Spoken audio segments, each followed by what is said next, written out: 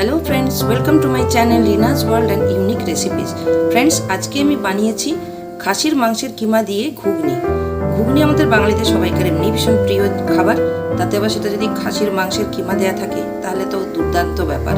আসুন তাহলে আমি শেয়ার করি আপনাদের সাথে আমার রেসিপিটা আমি কিরকম করে বানালাম।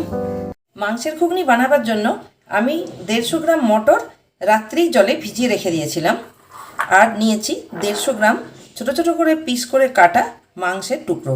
মানে আমি কিমা বলতে একদম মিহি করে কিমা বানাইনি, তাহলে খেতে মুখে লাগে না, ঘুগনির মধ্যে একদম গলে যাবে, মশলার সাথে মিশে যায়। তাই আমি এরকম ছোটো ছোটো পিস করে মাংসগুলো কাটিয়ে এনেছি। এটা আপনি দোকান থেকে পিস করেও আনতে পারেন, আবার বাড়িতে নিয়ে এসে নিজের হাতেও করে নিতে পারেন।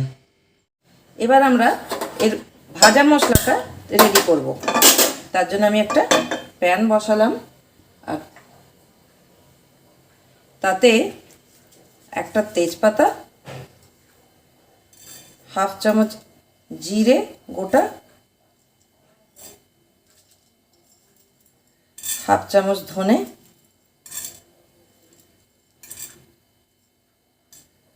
দুটো শুকনো লঙ্কা, 3টে ছোটো এলাচ, একটা টুকরো দারচিনি, আর 2-3টে লবঙ্গ। শুকনো খোলায় ভালো করে এটাকে ভেজে নেব।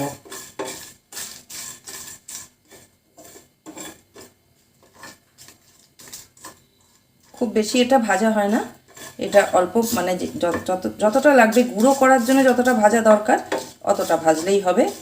দেখলেই বোঝা যাবে, একটু পরে খুব সুন্দর একটা গন্ধ বেরোবে, আর মশলাগুলো হাত দিয়ে ধরলে গুঁড়ো মতন হয়ে যাবে চট করে, তখনই এটা নামিয়ে নিতে হবে।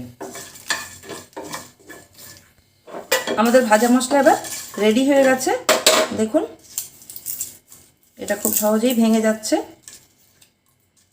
এবার এটাকে আমি নামিয়ে রেখে দেব। এবার আমরা এর বাটা মশলাটা রেডি করব। তার জন্য আমি একটা মিক্সি নিয়েছি, তাতে একটা বড় পেঁয়াজ কেটে নিয়ে নিলাম,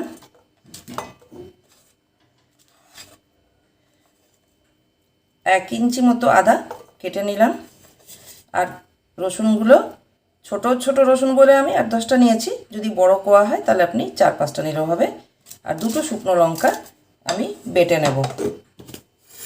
ফ্রেন্ডস, আমাদের বাটা মশলা রেডি হয়ে গেছে। এবার আমরা গ্যাসে কড়াইটা চাপাবো।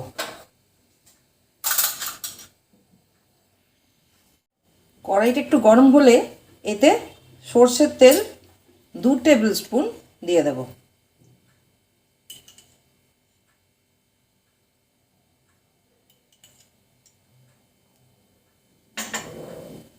এইবার তেলটা একটু গরম হয়ে গেছে, তেলে আমরা এবার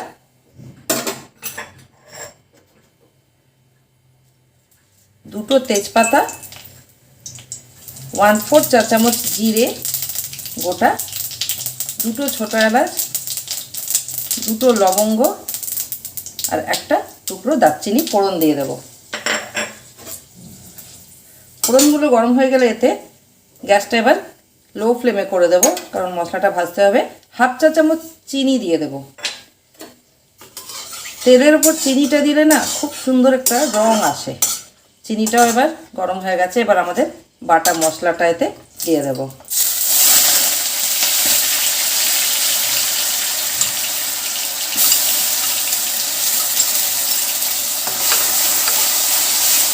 এবার গ্যাসটা একটু মিডিয়ামে করে মশলাটা ভাজতে হবে।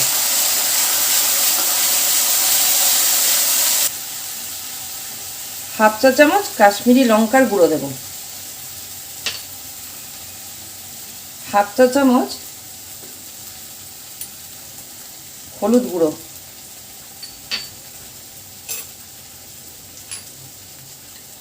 1/4 চা চামচ গোলমরিচের গুঁড়ো, 1/4 চা চামচ ধনে গুঁড়ো,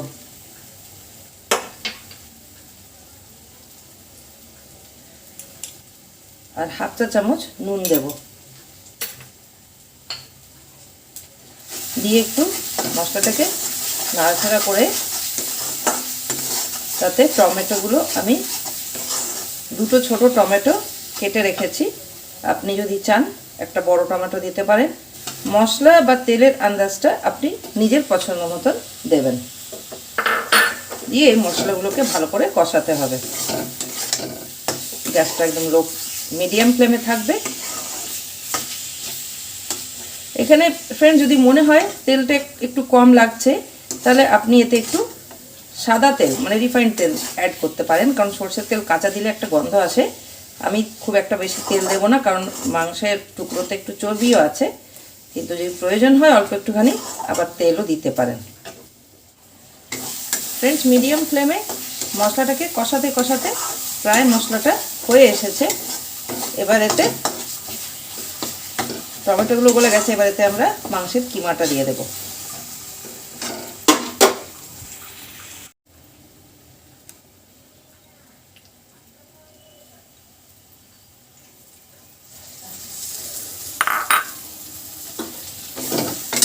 মাংসের কিমাটা দিয়ে খুব ভালো করে এটাকে কষাতে হবে।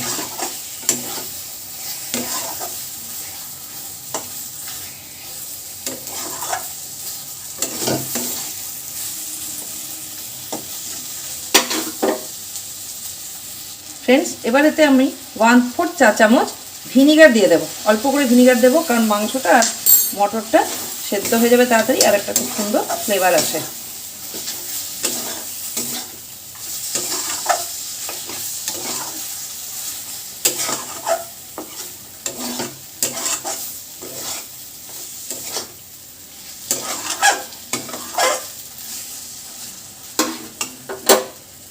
ফ্রেন্ডস, আমাদের মশলাটা কষানো হয়ে গেছে, কিমাটা ওর মধ্যে ভালো করে ভাজা হয়ে গেছে।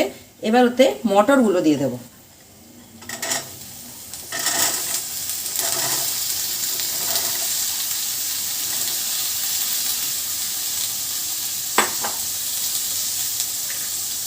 দিয়ে 1/2 চামচ মতো নুন আগেও দিয়েছিলাম, আবার 1/2 চামচ মতো নুন এতে দিয়ে দিলাম।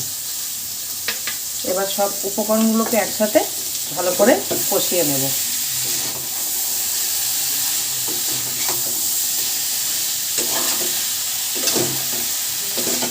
গ্যাসটা এই পর্যায়ে হাইয়ে করে দিয়েছি। এতক্ষণ মিডিয়াম ফ্লেমে মশলাগুলোকে আর কিমাটাকে ভাজলাম। এইবার গ্যাসটা হাই ফ্লেমে রেখে এগুলোকে একসাথে নিয়ে কষিয়ে নেব। 3-4 মিনিট এরমভাবে মটরগুলোকে কষিয়ে নিলেই হয়ে যাবে।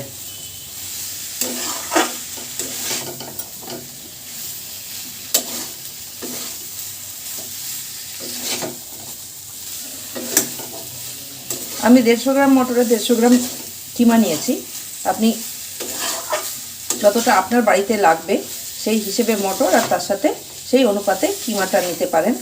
কিমা একদম মিক্স করা কিমা যদি কেউ পছন্দ করে সেটাও দেওয়া যায়, সেটা একরকম টেস্ট হয়। আর এতে একটু ছোটো ছোটো পিস করে মাংসটা দিলে খুব সুন্দর খেতে লাগে, কারণ তাতে প্রত্যেকটা বাইটে এটা পাওয়া যায়, মাংসের টেস্ট পাওয়া যায়। সেই রকম দুরকমভাবেই করা যায়। সব কিছু ভালো করে ভাজা হয়ে গেছে।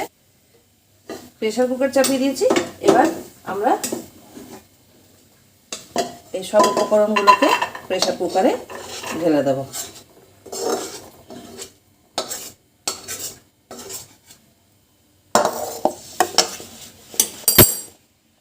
আমি 2 কাপ গরম জল করে রেখেছিলাম, সেটা এর মধ্যে পুরোটা দিয়ে দেব।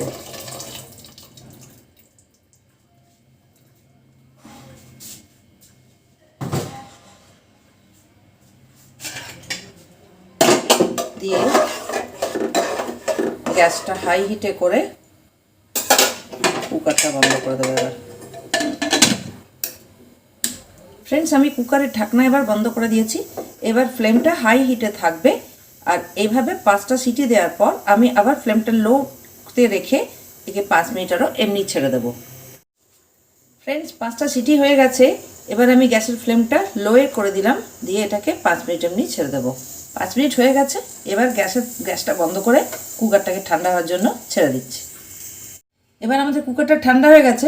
এবার খুলে দেখি ঘুগনিটা কতটা রেডি হলো। বাহ, খুব সুন্দর দেখতে লেগেছে আর খুব সুন্দর গন্ধ বের হয়েছে।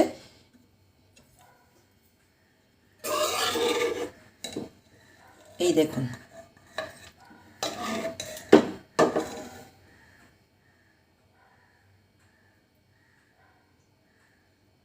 এবার আমরা এতে ভেজে গুঁড়ো করা মশলাটা মিশিয়ে দেবো, হাফ চা চামচ, আর হাফ চা চামচ ঘি দিয়ে দেবো।